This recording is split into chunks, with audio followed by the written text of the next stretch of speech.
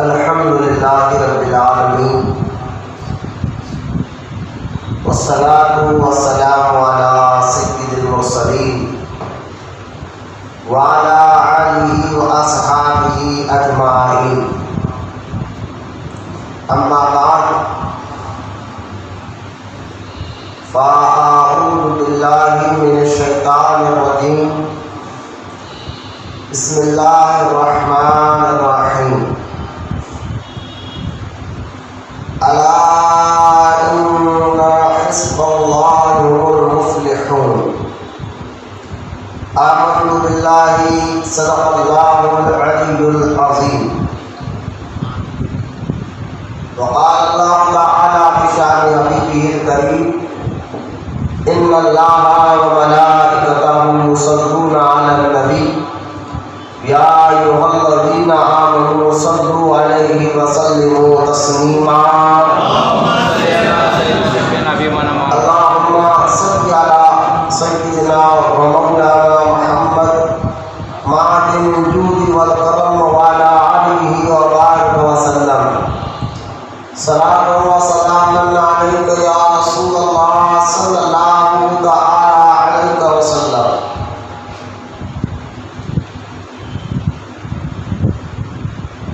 معزز سامعین، تمام خانقاہ محمود عہدہ کی محیط معتقدین، السلام علیکم ورحمۃ اللہ وبرکاتہ۔ وعلیکم السلام ورحمۃ اللہ وبرکاتہ۔ کیونکہ یہ محرم کا مبارک مہینہ اور اس کی آخری یہ اشرا چل رہا ہے اس مہینے کا، کل پیر ہے، پرسوں منگل ہے۔ 26 محرم کو سیدنا محمد تاج الدین اولیاء ناگپور شریف کا عرس مبارک ہے۔ تو آج انشاءاللہ آج کا اتوار، اگلا اتوار بھی ہم سرکار تاج الاولیاء رحمۃ اللہ تعالیٰ علیہ کی سیرت پر کچھ بات کریں گے۔ اور ایک بات کہ آنے والے اتوار تک تمام مرید جو ہے سرکار تاج الاولیاء رحمۃ اللہ تعالیٰ علیہ کی بارگاہ میں جو ہے نیت کر لے کہ ہم سب مل کر 1.5 لاکھ مرتبہ کلمہ طیبہ پڑھیں گے سب مل کر۔ آنے والے اتوار تک کون کتنی مرتبہ پڑھا، ایک دن پہلے یا تو واٹس پہ اگر کسی کو واٹس ایپ نہیں تو درگاہ میں آ کر مل کر جو ہے اپنی تعداد کو ملا کے لا الہ الا اللہ محمد رسول اللہ کلمہ طیبہ 1 لاکھ مرتبہ ہم خانقاہ کی جانب سے حضور تاج الاولیاء کے بارگاہ میں دو فتح پیش کرنے کی انشاءاللہ امید رکھتے ہیں۔ جو آیت میں نے پڑھی ہے اس آیت کو تھوڑا سمجھیں۔ یہ 28 پارے کی آیت تاج الدین بابا رسول اللہ تو پہلے یہ بنیاد کو سمجھ لیا۔ اللہ والوں کو سمجھنا ہے تو پہلے ہی بنیادی باتوں کو سمجھنا ضروری ہوتا ہے، تب ولی سمجھ میں آتے ہیں۔ 28 کے 12 سورہ مجادلہ اور اس کی آخری آیت میں نے پڑھی ہے، جس میں اللہ تعالیٰ ارشاد فرما رہا ہے کہ سن لو اللہ ہی کی جماعت کامیاب ہونے والی ہے۔ اللہ کی جماعت کامیاب ہونے والی ہے۔ اسی 28 کے پارے میں جو ہے اللہ تعالیٰ نے ایک اور جگہ ارشاد فرمایا، آیت نمبر 19 ہے سورہ مجادلہ کی۔ اللہ تعالیٰ ارشاد فرماتا ہے، الا ان حزب الشیطان هم الخاسرون، کہ بے شک جو شیطان کا گروہ ہے وہ نقصان میں ہے اور خسارے میں۔ آپ غور کریں، ایک جگہ تو اللہ تعالیٰ یہ کہتا ہے آسان ہے. اور اسی 28 پارے سورہ مجادلہ کے آخری آیات میں اللہ تعالیٰ فرماتا ہے بے شک اللہ کی جماعت ہی کامیاب ہونے والی ہے. تو یہاں اس سورے میں اللہ تعالیٰ نے 2 باتوں کا ذکر کیا ہے. علماء اہل سنت بڑی اس کی پیاری تفسیر کرتے کہتے ہیں معلوم یہ ہوا ایک شیطانی جماعت کے لوگ ہوتے ہیں اور ایک رحمانی جماعت کے لوگ ہوتے ہیں. تو شیطان کی جماعت کے لوگ کون ہیں یہ آپ سمجھ جائیں. شیطانی جماعت کے لوگ بے شمار ہیں، انسانوں میں بھی ہے، جناتوں میں بھی ہے. ایک جن میں اتنی طاقت اور اتنا پاور ہوتا ہے اور وہ کیونکہ جن کی پاک اور ناپاک دونوں قسم ہوتی ہے. تو جو ناپاک جن ہوتا ہے اس کے اندر اتنا پاور تو ہوتا ہے کہ وہ جو ہے پل میں آگ بڑھ کر کے آگ بڑھ کر دنیا کے ایک کونے سے دوسرے کونے جا کر آ سکتا ہے. اب آپ کو میں اور آسان کر کر حدیث مبارکہ سے یہ بات سمجھاؤں کہ شیطانی جماعت کے لوگ کیسے کیسے طاقت اور پاور والے ہوتے ہیں. لیکن اتنا پاور اتنا طاقت ہونے کے باوجود بھی اللہ تعالیٰ کہہ رہا ہے کہ سن لو خبردار ہو جاؤ شیطانی جماعت ہی اور سارے میں ہم نقصان ہیں. تو جماعت شیطانی جماعت کے جو لوگ ہوتے ہیں اس کے نمائندے جس کے ذریعے سے پتہ چلتا ہے کہ یہ فلاں جماعت کا آدمی ہے اور اس کے اندر اتنا پاور ہے. تو جب جماعت میں رہنے والے کے پاس اتنا پاور ہے تو اس کے بڑے آقا کے پاس کتنا ہوگا. سمجھا جائے. اب اس کو سمجھنے کے لیے آپ کو دجال کو سمجھنا ہے. دجال کیا ہے؟ یہ شیطانی جماعت کا ایک نمائندہ. دجال کے بارے میں بے شمار احادیث مبارکہ کتب احادیث میں موجود ہے. میں یوں سن لی دجال ہے کیا؟ دجال قیامت کے قریب آنے والا ہے. یہ ساری باتیں حدیثوں میں ہیں. قیامت کے قریب وہ قیامت ہے وہ آئے گا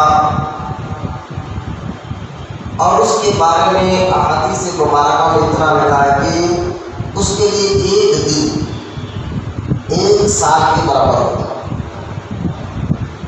ہمارے یہاں 1 سال تو اس کے لیے وہ 1 دن ہوگا ہے نہیں. اس کی زندگی کتنی ہے اللہ کا ہے. دجال کے لیے 1 دن 1 سال کے برابر ہوگا ایک بار. پھر دوسرا دن 6 مہینے کے برابر ہوگا. پھر تیسرا دن 1 مہینے کے برابر ہوگا. پھر 9 دنوں میں وہ آ جائے گا. اور دجال کو مارنے والے حضرت سیدنا امام مہدی علیہ السلام جو حضرت علی کی اولاد میں سے آنے والے ہیں وہ اور حضرت عیسیٰ علیہ السلام مل کر دجال کو قتل کریں گے. لیکن ان سے پہلے یہ کتنا کیا کیا کرے گا. ایک ہی دن میں وہ پوری دنیا کا سروے کرے گا. دجال کے بارے میں سن لیجیے شیطانی جماعت کا نمائندہ ایک ہی دن میں وہ پوری دنیا کا سروے کرے گا اور وہ کہے گا کہ میں معاذ اللہ خدا ہوں مجھے مانو. خدا ہونے کا ثبوت وہ یہ دے گا معاذ اللہ کہ وہ ایک طرف لوگوں کو جنت بتائے گا باپ بتائے گا اور دوسری طرف آگ بتائے گا اور وہ کہے گا کہ یہ جنت ہے اور یہ دوزخ ہے. لوگوں کو یہ کہے گا. یہ ساری باتیں حدیثوں میں ہیں. کوئی فیصلہ کہانی نہیں توجہ سے سننا. اب وہ کہے گا کہ مجھے خدا مانو تو میں تمہیں جنت میں داخل کروں. جو جنت بتا دیا سیدھے باتیں اور حقیقت وہ دوزخ ہوگا. اور وہ کہے گا کہ جو مجھے نہیں مانے گا اس کو دوزخ میں ڈالوں گا جو آپ بتا رہا ہے لیکن حقیقت میں وہ جنت ہے. تو حدیث مبارکہ میں آتا ہے کہ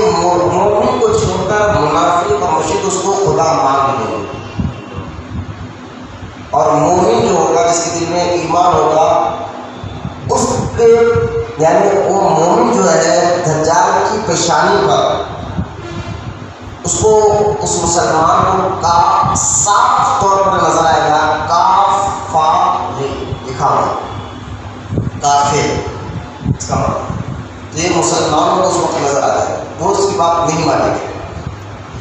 تو وہ کیا کرے گا کہ جو اس کی بات نہیں مانیں گے وہ اٹھا کر دوزخ میں ڈالے گا، حقیقت وہ جنت ہوگی. اور جو اس کی بات مان لیں گے اور اٹھا کر وہ جنت میں ڈالے گا جو حقیقت میں دوزخ ہوگی. اس کو اتنا اتنے پاور اس کے پاس دجال کے پاس رہے گا. حدیث پاک میں آتا ہے کہ وہ سوکھی بنجر زمین کو، بالکل سوکھ گئی ہے زمین، کھیتی کا نام و نشان نہیں، ہریالی کا نام و نشان نہیں ہے. وہ کہے گا دیکھو میں خدا ہوں، میں چاہوں تو اس کو ہری بھری کر دوں گا. لوگ کہتے تو اس کو اس زمین کو ہری بھری کر کر بتا، تو وہ کن کہے گا ہو جا تو ہری بھری ہو جا، تو وہ زمین ہری بھری ہو جائے. دجال ہے شیطانی جماعت کا نمائندہ، تو لہذا وہ کن کہے گا تو سوکھی زمین جو ہے ہری بھری ہو جائے گی. اور وہ کہے گا کہ تم کہو تو میں بارش برسا کر بتاؤں. اس کا دعویٰ ہے نا کہ معاذ اللہ وہ خدا ہے، اور وہ بارش برسا کر بھی بتائے گا. تو لوگوں کی نظروں پر بارش ہے لیکن کئی بار مجھے سمجھائیں گے وہ بارش نہیں ہو، لیکن وہ بارش برسا کر بھی بتائے گا. تو مجھے ایک بات بتائیے کہ جب اللہ تعالیٰ شیطانی جماعت کے ایک نمائندے کو اتنی طاقت دے گا کہ سوکھی زمین کو وہ ہری بھری کر کر بتائے، بارش برسا کر بتائے، تو جب شیطانی جماعت کے نمائندے کو اللہ کی طاقت دے رہا ہے تو جو اللہ کی جماعت کے نمائندے ہوں گے اولیاء اکرام اللہ ان کو کتنی طاقتوں سے نوازتا ہے. جبکہ اللہ تعالیٰ قرآن میں فرما رہا ہے سورہ مجادلہ میں کہ شیطانی جماعت ہی نقصان ہے اور خسارے میں، اور اللہ ہی کی جماعت کامیاب ہے. تو اگر آپ کو پوچھیں کوئی کہ یہ غوث اعظم کون ہے، غریب نواز کون ہے، بندہ نواز کون ہے، آج جن کی یاد بنانے کے لیے ہم ذکر کر رہے ہیں تاج الاولیاء رنگپور والے کون ہے، تو کہہ رہا یہ اللہ کی جماعت کے نمائندے ہیں. تو قرآن میں اللہ تعالیٰ فرما رہا ہے کہ میری جماعت ہی کامیاب ہوگی. تو قرآن میں اللہ تعالیٰ سورہ مجادلہ 28 پارے کے آخری آیت میں کہہ رہا ہے میری جماعت ہی کامیاب ہوگی. تو لہٰذا یہ غوث اعظم ہو، غریب نواز ہو، بندہ نواز ہو، یہ اولیاء کرام ہو، تاج الاولیاء ہو، یہ اللہ تعالیٰ کی جماعت کے نمائندے ہیں. ان کو اللہ تعالیٰ بے شمار طاقتوں سے نوازتا ہے. یعنی سمجھانے کا مطلب یہ ہے کہ اللہ والے ہوتے انسانی ہے لیکن عام انسانوں کی طرح نہیں ہوتے. اللہ تعالیٰ کو طاقت و قوت عطا فرماتا ہے، روحانی قوت جس کو ہم کہتے ہیں روحانیت، روحانی پاور عطا فرماتا ہے، جس کا اشارہ ہمیں قرآن پاک کی اس آیت سے بھی مل رہا ہے، جس کو ہم عام لفظوں میں ولایت کہتے ہیں. ولایت کیا ہے؟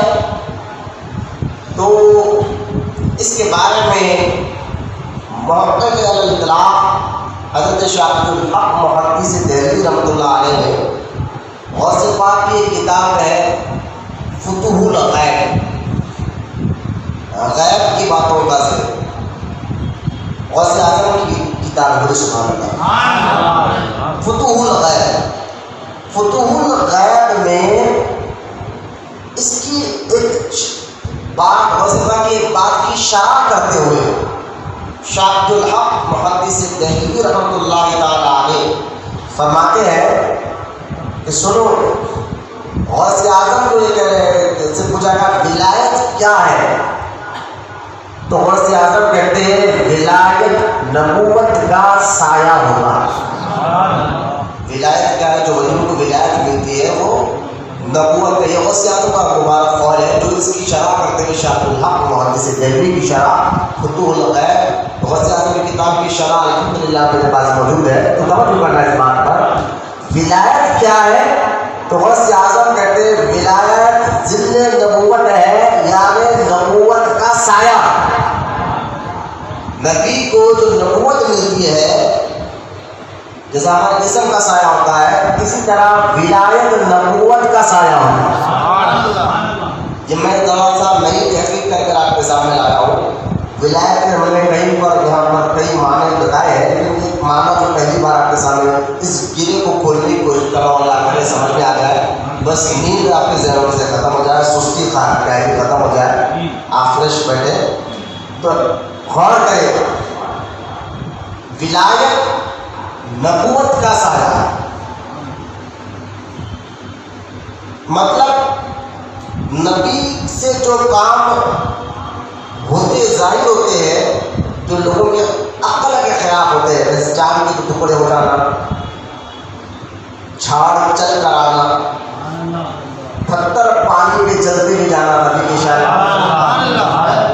ایک پتھر نبی کے اشارے پانی پر چلتے جانا، انگلیوں سے پانی نکلنا، انگلیوں سے پانی کا نکلنا، ہاتھ کے اشارے سے ڈوبا ہوا سورج پلٹ کر آنا. یہ نبی کو اللہ تعالیٰ جو ہے معجزات عطا فرمایا ہے. اور ولی سے میرے خلاف کرامت عقل بات ظاہر ہو جائے تو نبی کو جو معجزہ دیا گیا ہے، نبی سے جو کام ایسا ظاہر ہو جائے تمہاری عقل کے خلاف ہو، تمہارے پاس سمجھ میں ہے کہ نبی کو کام کر کر بتا، اس کو معجزہ کہتے ہیں. کیا کہتے ہیں؟ معجزہ. اور ولی ایسا کام کر کر بتائے جو تمہاری عقل کام میں نہ آئے، سوچ فکر کام میں نہ آئے، تو اس کو کرامت کہتے ہیں. کیونکہ نبوت کے سائے کا نام ہی ولایت ہے. جیسا کہ حلت الاولیاء میں امام ابو نعیم اصفہانی رضی اللہ تعالیٰ عنہ کی مشہور اور معروف کتاب جو آج سے 1100 سال پہلے لکھی گئی، حلت الاولیاء، اس میں یہ حدیث پاک ہے، حضور صلی اللہ تعالیٰ علیہ وسلم نے ارشاد فرمایا کہ میری امت میں 40 لوگ ایسے ہوں گے جن کے دل ابراہیم علیہ السلام کے دل کے نیچے ہو گئے. کیا مطلب؟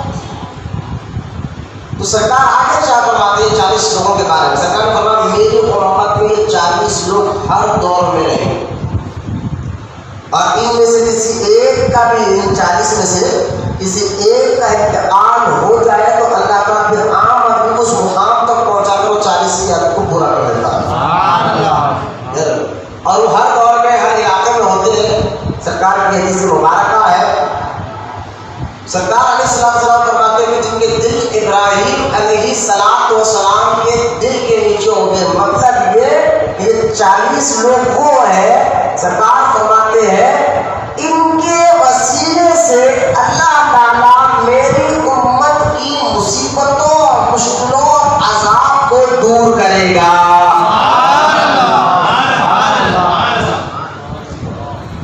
تو یہ 40 ہر دور میں ہوتے ہیں. سرکار فرماتے ہیں ان کو اقدام کہتے ہیں.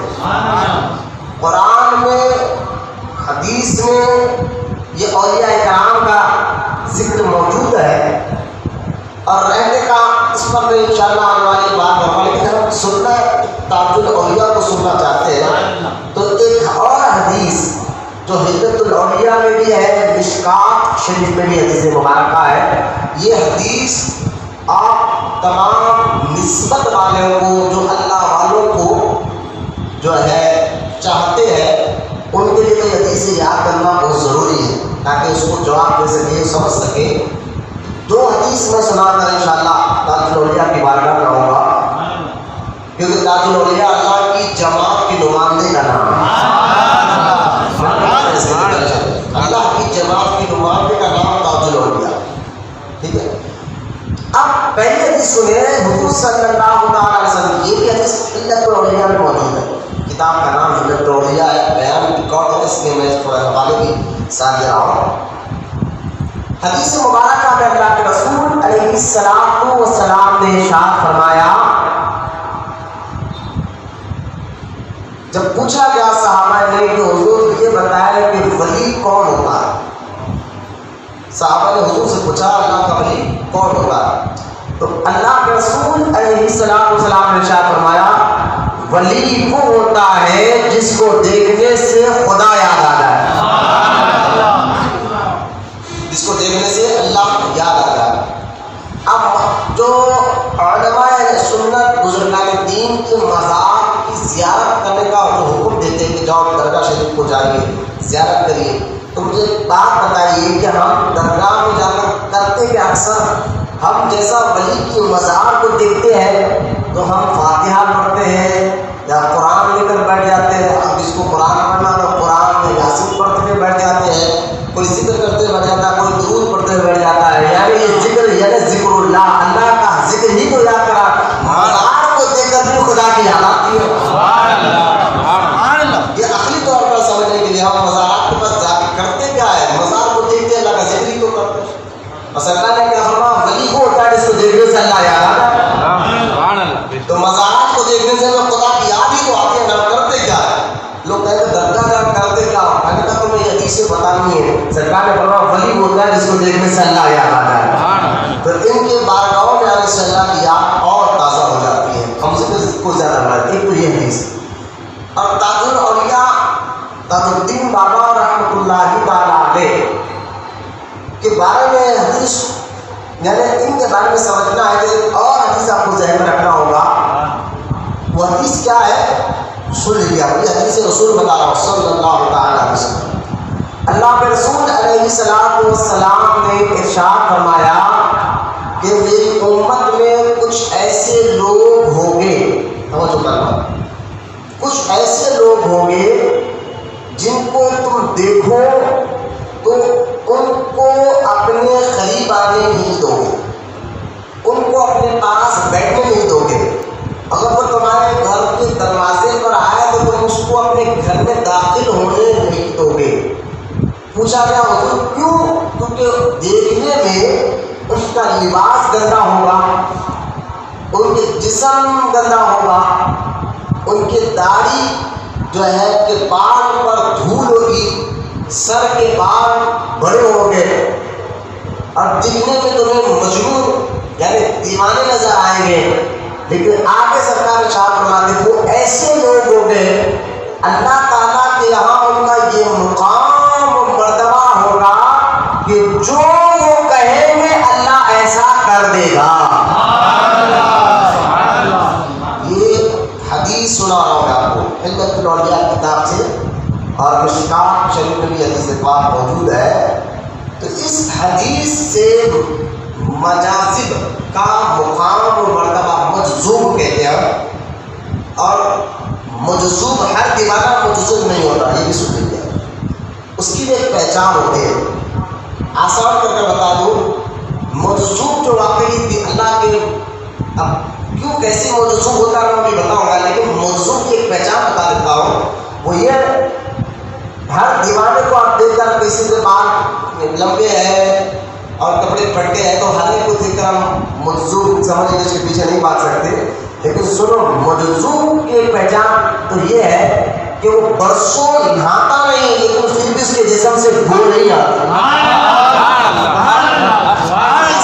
مثال دیتا ہوں، اور دودھ کوئی دودھ پڑھ کر بھی آزماتا ہے، لیکن میں ایک بات بتا رہا ہوں، اب تو کوئی جا کر کہتا ہوں ہمارے دل کی بات کو بولتی تو مجذوب ہے، لیکن نہیں، یہ مجذوب جو ہے اکثر انہیں بچا لیتے برسوں اور نہاتے نہیں ہیں، اگر ہمارے جسم میں 1 سے 3 دن ہم نہیں گئے تو بو آنا شروع ہو جاتی ہے، لیکن جو مجذوب ہوتے ہیں اور برسوں بھی نہائے تب بھی نہ نہائے تب بھی ان کے جسم سے بدبو نہیں آتی، تو ہر دیوانے کو ہمیں مجذوب۔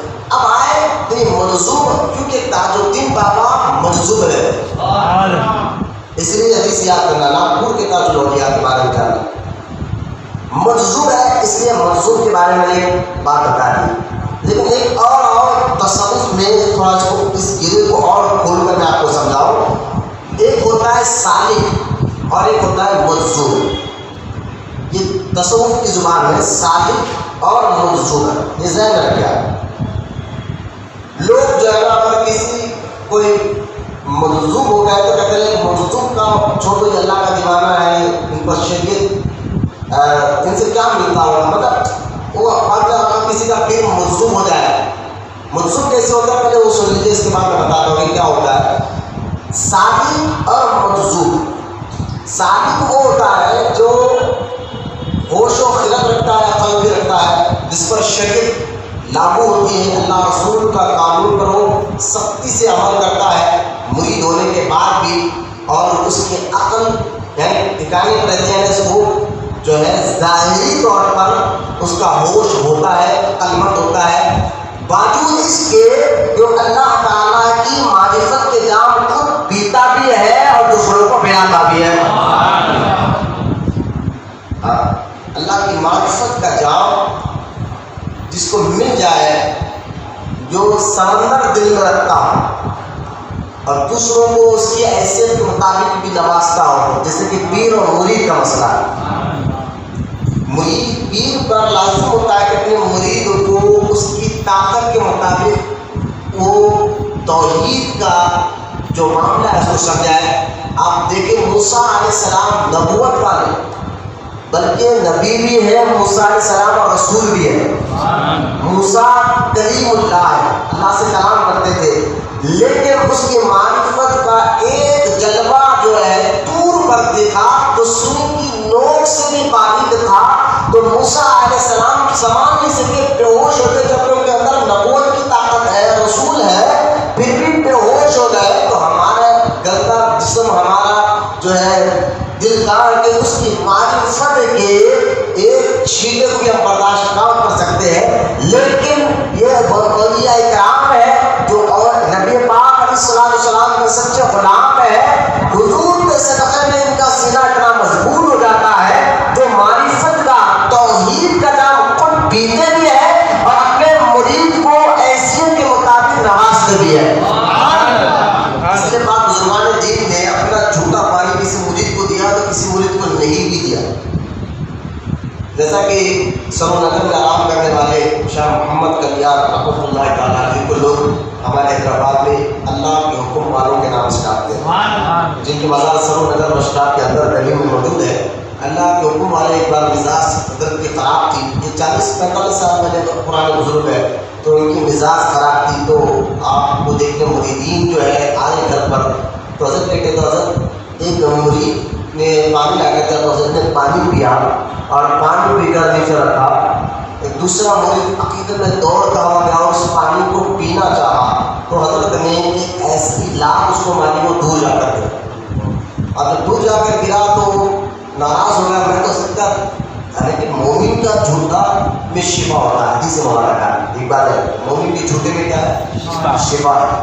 تو عام مسلمان کا پانی بھی جھوٹا نہیں ہوتا، یہ تو پھر وہ مرشد کا پانی جو زبان سے ہمیشہ اللہ کی ذکر کرتے رہتے ہو، ان کی زبان کا لگا پانی تو ایک مرید کے لیے جب حدیث آگے تو ہم عقل نہیں ہونا چاہیے، سرکار نے فرمایا مومن کے پانی جھوٹے میں شفا ہے پانی، تو یاد اس کو جھوٹا سمجھنا نہیں چاہیے، لیکن جو پیر و مرشد ہے یہ عقیدت کی بات ہے، کیونکہ یہ خانقاہی بیان ہوتا ہے تو یہ باتیں کھل کر سمجھانا ضروری ہوتا ہے، تو یہ پینے کا اجازت حضرت لاکھ کیوں ماری مجھے، ناراض ہوگا، 3 دن تک وہ چہرہ اس کو اپنا پڑا، چوتھے دن حضرت کی ملاقات کو سمجھایا کہ میاں اگر تم پانی کو پی لیتے کہ اس کے پانی میں اتنا اثر آ گیا تھا، اگر وہ پی لیتے تو تمہارے جسم میں جو روح ہے نا اس کو جذب نہیں کر سکتی تھی، اور تمہارے اوپر ایک کیفیت ایسی تاری ہو جاتی تھی کہ تمہاری عقل ختم ہو جاتی اور تم جنگل کی طرف بھاگ جاتے، تمہاری عقل ختم ہو جاتی، تم جنگل کی طرف بھاگ جاتے، بلکہ میں اس لیے تمہیں پینے سے روکا کہ تمہارے چھوٹے چھوٹے بچے بھی ہیں، بیوی بھی،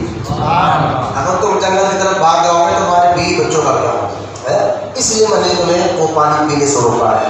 تو یہ کیفیت خیر کے بعد توحید کے جام جس کو سب پینے آئے ہیں نا وہ سمجھ سکتا ہے، تو جس پر روحان یوں سمجھے آسان کر کر سالک وہ ہوتا ہے جو جام پیتا بھی ہے اور پلاتا بھی، توحید کا جام پیتا بھی اور پلاتا بھی، مریدوں میں اسے پلانا، لیکن عقل اس کی ہمیشہ رہتی ہے، اور مجذوب وہ ہوتا ہے وہ معرفت کا اتنا جام پی لیتا ہے توحید کا، اس کی عقل ختم ہو جاتی ہے، اس کے جسم پر اس کی روح غالب آ جاتی ہے، اب اس کو سوا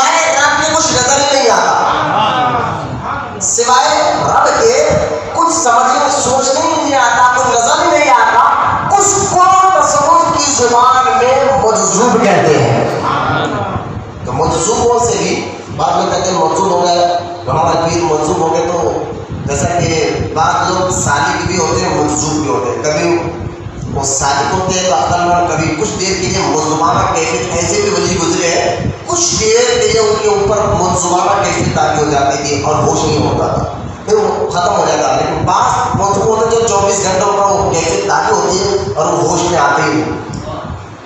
جیسا کہ سیدنا عبداللہ شاہ صاحب قبلہ رحمۃ اللہ تعالیٰ علیہ کے بیٹے سیدنا خلیل اللہ حسینی رحمۃ اللہ تعالیٰ علیہ کے بارے میں آتا ہے کہ آپ سالک اور منظور تھے. یعنی آپ کے اوپر کبھی کبھی جذب کی کیفیت تاری ہوتی ہے، لیکن کچھ دیر آدھے گھنٹے 1 گھنٹے کے اس کے بعد آپ کو ہوش آ جاتا، پھر آپ اپنے مرید اور متقین کی تربیت بھی کرتے. تو لہٰذا بعض وہ ہوتے ہیں جن پر کچھ دیر کے لیے کیفیت تاری ہوتی ہے، اور بعض وہ ہوتے ہیں جو 24 گھنٹے اس پر ان کے پر وہ کیفیت تاری ہوتی ہے، ان کو تصوف کی زبان میں مجذوب کہا جاتا ہے.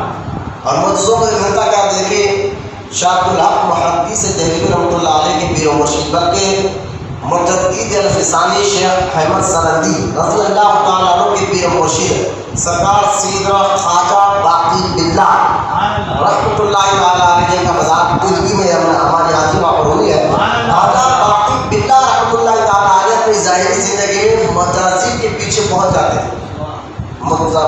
بہت بڑے بزرگ ہیں جن کے مرید اتنے بڑے بڑے ہوں تو پیر کا مقام مرتبہ کیا ہوگا.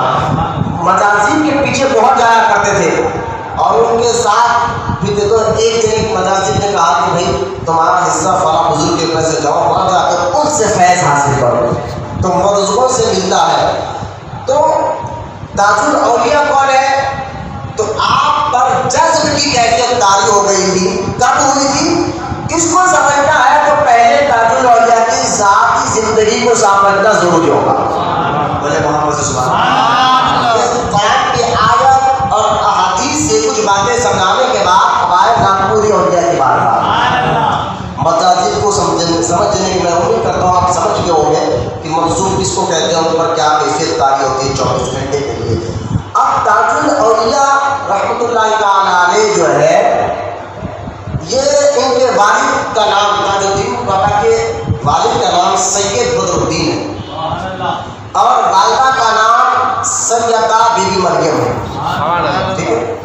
اور آپ کے آبا و اجداد یعنی تاج الدین بابا کا جو خاندان ہے وہ سادات ہے، اور آپ کے آبا و اجداد میں سے سید عبداللہ نامی رحمۃ اللہ تعالیٰ علیہ، سید عبداللہ نامی ایک بزرگ عرب سے ہجرت کر کر مدراس آئے. ٹھیک ہے. عرب میں گئے خاندان ہے، وہاں سے ہجرت کر کر یہ مدراس آئے تھے، اور مدراس ہی میں آپ نے ساری زندگی گزاری. وہاں سے ان کی اولاد ہوئی، اور آپ کے بیٹے در بیٹے ہوتے ہوتے سید بدر الدین جو تاج الدین بابا کے والد ہے، وہاں پر آپ نے نکاح کیا، اور وہیں پر تاج الدین بابا بھی پیدا ہوئے. تاج الدین بابا کے بارے میں جاننا کہ ایک اور بات آپ سمجھ جائے وہ یہ ہے کہ تاج الدین بابا رحمۃ اللہ تعالیٰ علیہ حسنی حسینی سید ہے، جس کو ہم نجف الطرفین کہتے ہیں. یعنی دونوں طرف سے، یعنی والد کی طرف سے بھی یہ سید ہے اور والدہ کی طرف سے بھی یہ سید ہے. تو جو والد والدہ دونوں کی طرف سے سید ہو، سادات ہو، یعنی ان کے ابا بھی سادات خاندان سے ہو، امی بھی سادات خاندان سے ہو، تو اس کو عربی میں نجف الطرفین کہتے ہیں. یعنی دونوں طرف سے سید ہے، یعنی حسنی حسینی سید ہے.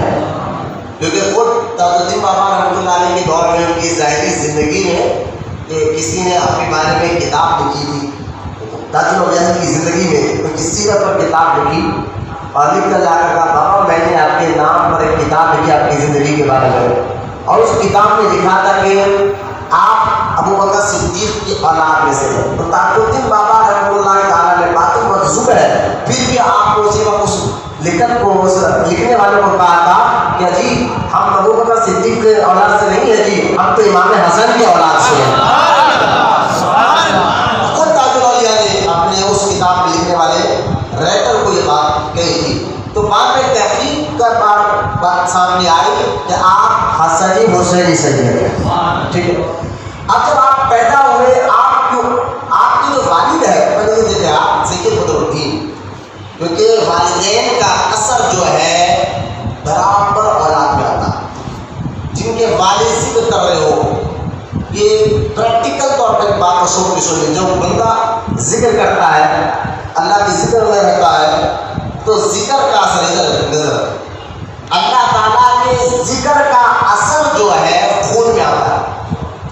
یاد کیا؟ اس لیے ہمیں 12 گھنٹوں میں، کیونکہ 12 گھنٹے تو ہم سوتے ہیں، 12 گھنٹوں میں سے کم 1 گھنٹہ تو اللہ کے ذکر میں نکالنا چاہیے. جو بچوں کی شادی نہیں ہوئی اور جس کی ہو گئی ہے وہ بھی ذرا غور سے سنیں کہ اللہ تعالیٰ کے ذکر کا اثر خون کے اندر آتا ہے.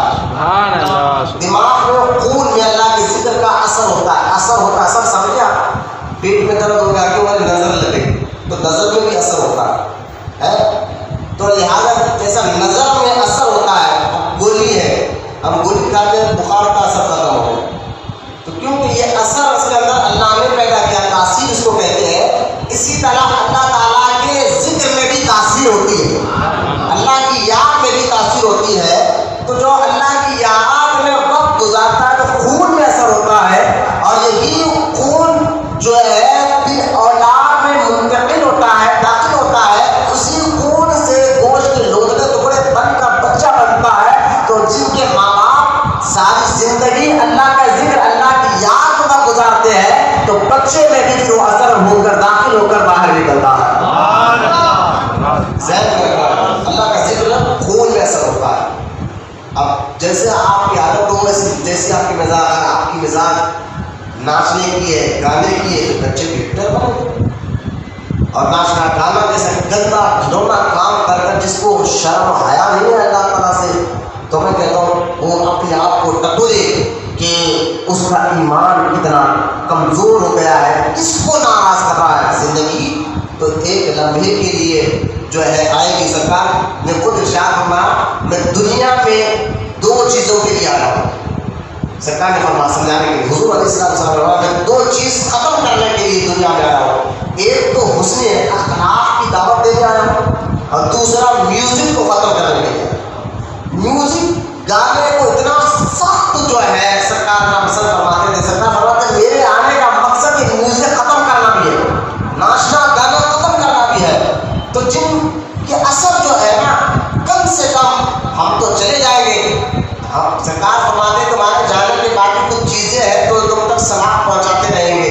کہا حضور وہ کیا ہے؟ فرمایا تھا کسی جگہ تم نے مسجد بنا دی، اگر تمہارا انتقال بھی ہو جائے تو جتنے لوگ نماز پڑھتے رہیں گے اس کا ثواب تمہیں قبر میں جانے کے بعد ہی ملتا رہے گا.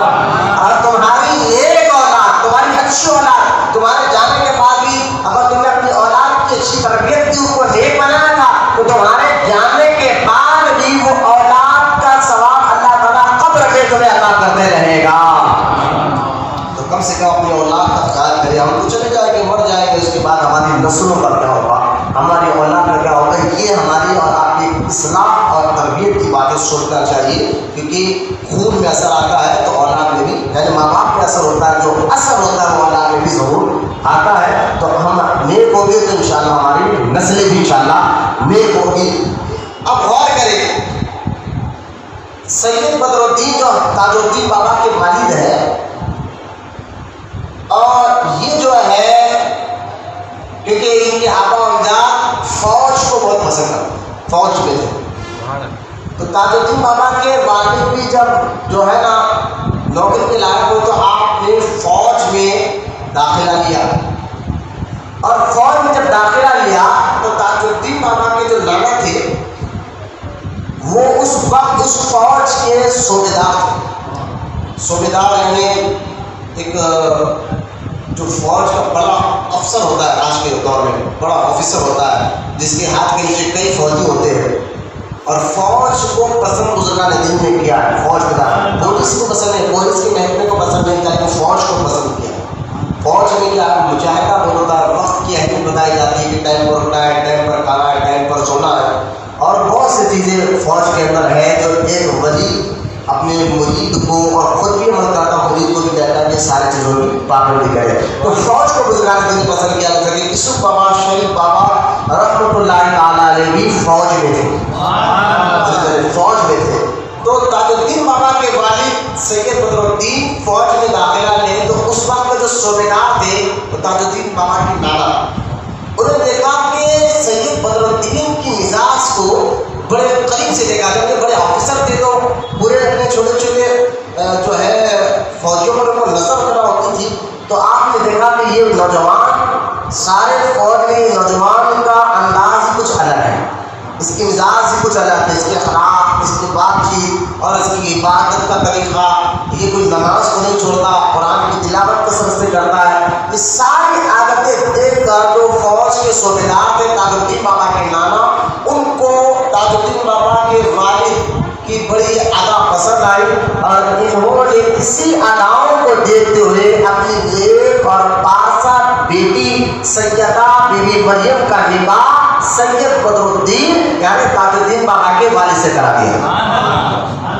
پہلے کے لوگ جو ہے نا یہ چیزیں ٹٹولتے تھے، آج خاندان کے علاوہ جو ہے نا پیسے والا ہوگا داماد اس طرح کے پہلے سیرت کو بڑا ٹٹولا جاتا تھا، کسی عادت کیسی ہے، مزاج کیسی ہے، آپ پیسے والا ہے تو بس وہ کتنے بھی بچوں کا باپ بھی ہو تو اس کو بھی جو ہے مائیں اپنے بچوں کو دے کر کہتے کہ بس زندگی اچھی ہو جائے گی، زندگی اس میں اچھی ہے، قرآن کہتا ہے کہ تم ہی کامیاب ہو گئے، اللہ قرآن ہمارا تم ہی کامیاب ہو گئے، تو بس ایمان اور اچھے کام کرتے رہو، ایمان پر مضبوطی سے رہو اور اچھے کام کرتے رہو، کامیابی ایمان اور اچھے اعمال میں ہے، کامیابی ہے نہیں کہ ہم لوگ کروڑ پتی بن جائے، اللہ ہمارے ایمانوں کی حفاظت فرمائے اور ہمیں نیک عمل کرنے کی تا حیات جب تک ہماری زندگی ہے اس پر ہمیں آخری سانس تک نیک عمل کرنے کی توفیق عطا فرمائے۔ تو نکاح کر دیا، نکاح کرنے کے بعد کہ سیدہ بی بی مریم جو ہے جو تاج الدین بابا کی ماں ہے یہ بڑی نیک اور پارسا تھی، نکاح ہونے کے بعد تاج الدین بابا کی ولادت ہوئی۔ تاج الدین بابا جب پیدا ہوئے تو شروع سے دیکھیں اللہ والوں کے بارے میں جب بھی ہم نے پڑھا یا سنا ہے، جب اللہ تعالیٰ کسی کو کچھ مقام دینا چاہتا ہے نا تو پہلے سے یعنی بچپن سے ہی اس کی مزاج کو اور اس کے اخلاق کو ایسے سنوار دیتا ہے کہ عام آدمی بھی دیکھ کر کہتا ہے یار یہ بچے میں کچھ نہ کچھ خوبی تو ضرور ہے، یعنی بچپن سے ہی کچھ ایسے عادات ظاہر ہونے لگ جاتے ہیں جس کو دیکھ کر ہمیں سمجھ میں آتا ہے کہ یہ کچھ نہ کچھ بات اس بچے میں ہے۔ تو تاج الدین بابا جب پیدا ہوئے تو عموماً جب بچہ پیدا ہوتا ہے تو روتا ہے نا، عموماً جب بچہ پیدا ہوتا ہے تو روتا ہے، لیکن تاج الاولیاء روئے نہیں اور آنکھ بھی نہیں کھلی، نہ روئے نہ آنکھ کھلی، کیونکہ رونا اور آنکھ کھول کر دیکھنا، رونا یہ زندگی کی علامت ہے۔ آج بچہ کا نہیں ہوا، بچہ کا پیدا ہو جائے، وہ پیدا ہوتے رویا نہیں، آنکھ نہیں کھولا تو ماں باپ بڑے فکر مند ہو جاتے ہیں کہ بھائی زندہ ہے یا مردہ ہے، تو اس کو کیسے پتہ چلے، اس کے پاس کئی طریقے ہیں۔ تو کسی نے کہا یہ بچہ آپ پیدا ہوئے ظہر میں اثر تک نہ روئے نہ آنکھ کھولے، تو اتنی جب دیر ہو گئی تو کسی نے ان کے والدین کو یہ مشورہ دیا کہ بھائی بچہ زندہ ہے مردہ ہے، اس کا جاننے کا طریقہ جو ہے ان کو کچھ چیز محسوس کراؤ، جیسا کہ ہم کہتے ہیں کوئی بچہ کوئی سن ہو کر بیٹھا ہے، آواز میں سن رہا نہیں، یا تو ہم مان کے کہتے ہیں یا اس کو چونٹی دیتے ہیں، انہیں پتا کیا بات ہے، تو لہٰذا اب ان کو سب کچھ یہ ہے معلوم کیسا ہوگا، تو کہا ان کو کسی نے مشورہ دیا کہ کچھ اللہ کا چوکا دے کر دے۔ اب جیسا ہی کسی نے لا کر یہاں ہاتھ پر چوکا لگایا گیا، دھن سے تاج الاولیاء نے آپ کو کھول دی، گویا کہ یہ سب یہ کہ تم لوگ یہ کیا کر دیا، میں تو آپ کو اس کی یاد میں تھا، میں تو آپ اس کی یاد میں مصروف تھا اور تم نے مجھے جلا دیا، اب تمہارے یہاں رونا اور آنکھ کھولنا ہی زندگی کی علامت ہے، تو میں رو کر بھی بتا دیتا ہوں۔ یہ بچپن سے کیفیت یعنی ضائع ہو گئی تھی تاج الاولیاء کی کہ عام بچہ نہیں۔ تاج الدین بابا رحمۃ اللہ تعالیٰ علیہ تو عمر مبارک 1 سال کی بھی ابھی نہیں ہوئی تھی، آپ کے والد سید بدر الدین کا انتقال ہو گیا، ابھی آپ کی 1 سال کی عمر نہیں ہوئی تھی، کم سن یعنی سال بھر کے نہیں ہوتے اور والد کا انتقال ہو گیا تھا۔ والدہ نے بڑی عقیدت سے بچے کی تربیت کی اور آپ جب مدرسے میں جانے کے لائق ہو گئے تو روایت میں آتا ہے کہ 13 سال کی عمر تک تاج الدین بابا رحمۃ اللہ تعالیٰ علیہ علوم ظاہری یعنی فارسی عربی میں مہارت حاصل کر لی تھی۔ تک پڑھتے تھے، فارسی بھی اچھی طرح پڑھتے تھے، یعنی نہیں سمجھے کہ مکمل عالم دین بن چکے تھے 13 سال کی عمر، 13 سال کی عمر. اور آپ کی عمر تھوڑی جب بڑی ہوئی ہے، 4 یا 5 سال کی ہوئے تھے، آپ کی والدہ سیدہ مریم کی بھی کبھی انتقال ہو چکا تھا. نانا نے، ایک روایت کہتا ہے کہ نانا نے پالا، اور ایک روایت کہتا ہے نانی نے اور ماموں نے مل کر تاج الدین بابا کو پالا تھا. تو بڑی عقیدت، نانی اور ماموں نے مل کر کوئی ان کی تربیت میں کمی نہیں کی، بڑی پیار اور عقیدت سے ان کی تربیت کی. 13 سال کی عمر میں آپ مدرسے میں جب پڑھ رہے تھے تو اس مدرسے میں اس علاقے کے بہت بڑے بزرگ سید عبداللہ، ان کا بھی نام تھا سید عبداللہ، وہ اس مدرسے کو آئے ہوئے تھے. اور جب وہ مدرسے میں آئے تو دیکھا کہ تاج الاولیاء بیٹھ کر اپنے استاد کے سامنے بیٹھ کر دو ادب کے ساتھ علم حاصل کر رہے ہیں. تو وہ وقت کے اتنے بڑے بزرگ سید عبداللہ نے کہا اس استاد سے، تم جان دو کہ بچے کا مقام مرتبہ کیا پڑھ رہا ہے، یہ بچہ تاج الاولیاء کے نام سے آگے چل کر مشہور ہوگا. میں تو اس کے پیشانے پر ولایت کا نور دیکھ رہا ہوں. پھر تاج الاولیاء کو مخاطب ہو کر سید عبداللہ نے فرمایا، بیٹے تمہارے پیشانی پر جو میں نے ولایت کا نور دیکھا ہے اور تمہارے اندر جو اللہ تعالیٰ نے امانتیں رکھی ہے، اس کی میں تمہیں نصیحت کرتا ہوں اور تمہیں تاکید کرتا ہوں، اس کی مکمل طور پر تم حفاظت کرنا، نگرانی کرنا، اور جو جو حصہ تمہارے سینے میں لوگوں کا اللہ تعالیٰ نے رکھا ہے اس حصے کو لوگوں تک پہنچاتے رہنا، عدل کرنا، انصاف کرنا، بڑے تقویٰ اور پرہیزگاری کے ساتھ زندگی کو گزارنا.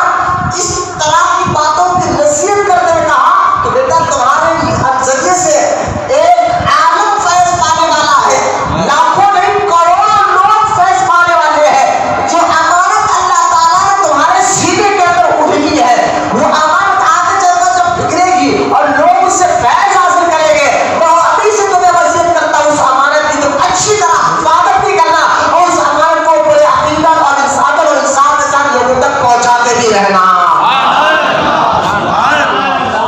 یہ ساری باتیں سید عبداللہ نے تاج الدین بابا رحمۃ اللہ تعالیٰ علیہ کو کہہ دیا تھا. آپ بچپن سے مزارات کے، بزرگان دین کی مزارات کی زیارت کی بڑی عاشق تھے. بہت بزرگوں کی زیارت کے لیے آپ مزارات میں حاضری دیتے تھے. اسی سلسلے میں آپ اجمیر بھی آئے، بہت جگہ حاضری دیا کرتے تاج الاولیاء، کیونکہ آپ کے خاندان نانیال بھی اور ددیال بھی دونوں لوگ بھی فوج میں تھے، پہلے سے فوج کی ڈیوٹی کرتے تھے. اس لیے آپ کے ماموں نے آپ کو فوج میں داخلہ دے دیا.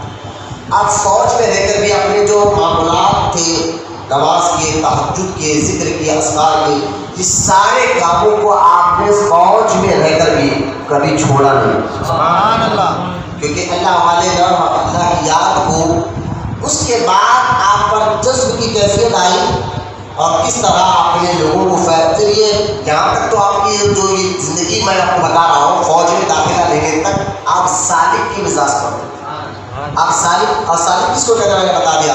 اس کے بعد جذب کی کیفیت کیسی تازی ہوئی اور کیسے کیسے بڑے کارنامے آپ سے ظاہر ہوئے. انشاءاللہ آنے والی دوار کو بتاؤں. ایک بات دیکھیے کہ جب تاج الدین اولیاء پر جذب کی کیفیت تازی ہوگی اور ہزاروں لاکھوں لوگ فیض پانے لگے، ایک روایت میں آتا ہے کہ آپ بیٹھے تھے راجا رگھوویر کے محل میں، تو ایک قیدی کو لایا گیا اور لایا گیا، اس کے ہاتھ پیر میں زنجیر بنی ہوئی قیدی تھا، وہ لایا گیا اور کہنے کا وہ آ کر، بابا مجھے تو پھانسی کی سزا دے دی گئی ہے، پھانسی کی سزا دے دی گئی ہے.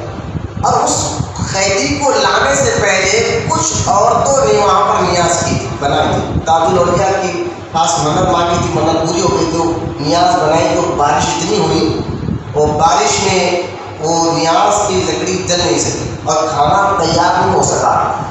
وہ لوگ پریشان تھے کہ کھانا تیار کر، اتنے میں ایک قیدی آ گیا اور اس نے کہا بابا مجھے پھانسی کی سزا ہو گئی ہے اور میں جا رہا ہوں. تو لوگوں نے جب مجھے پوچھا کہ تمہاری آخری خواہش کیا ہے، تو میں نے کہا میں تاج بابا کو سلام کرنا چاہتا ہوں، سلامی دینا چاہتا ہوں. تو غیر مسلم تھا، میں تاج الاولیاء کو سلامی کرنا چاہتا ہوں. تو میں سلام کرنے آ گیا.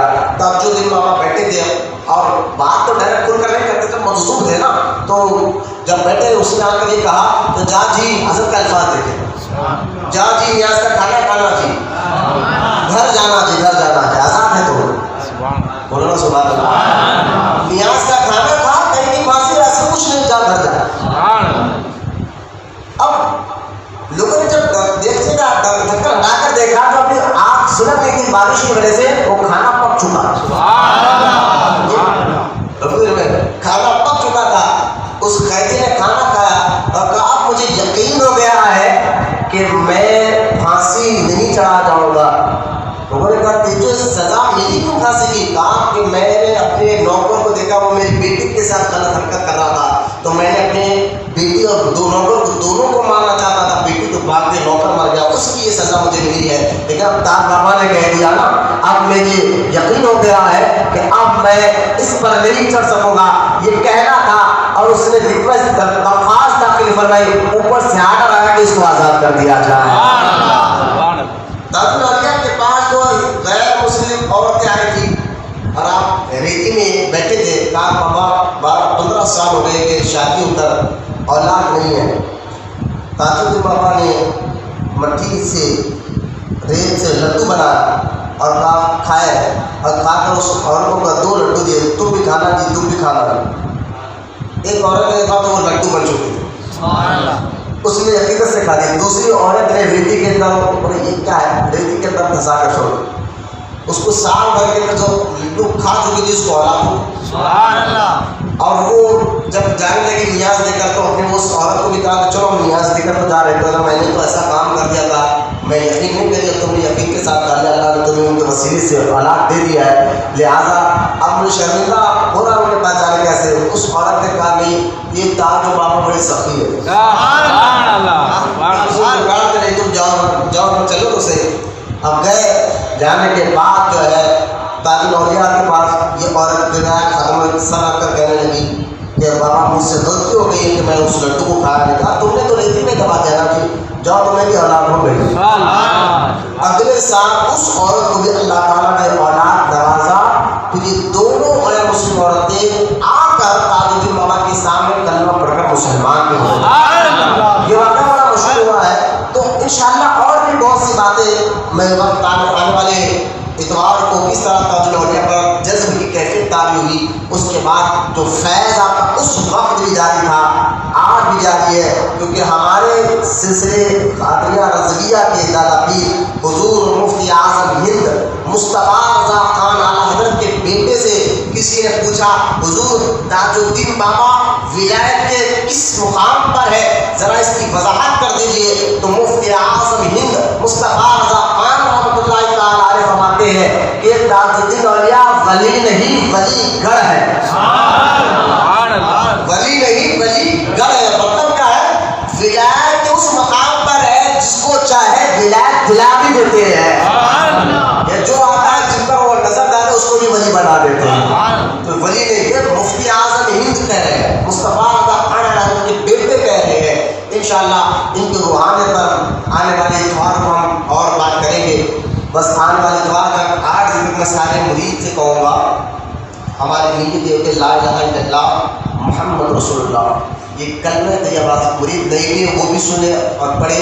ایک کلمہ طیبہ 1.5 لاکھ مرتبہ پڑھنے کی ہمیں نیت کی ہے، اور انشاءاللہ اس سارے پڑھنے کا ثواب تاج الدین بابا کی بارگاہ میں پیش کرنے والے ہیں۔ تو آنے والے اتوار سے پہلے 1 دن پہلے آپ ہفتے تک بول دیجیے کہ انہوں نے کتنی مرتبہ پڑھا ہے، تاکہ لکھ کر انشاءاللہ وہ ثواب کے لیے سے تاج الدین بابا کی بارگاہ میں پیش کریں گے۔ اللہ تعالیٰ سے دعا ہے تمام کو کہنے سننے سے عمل کی توفیق عطا فرمائے۔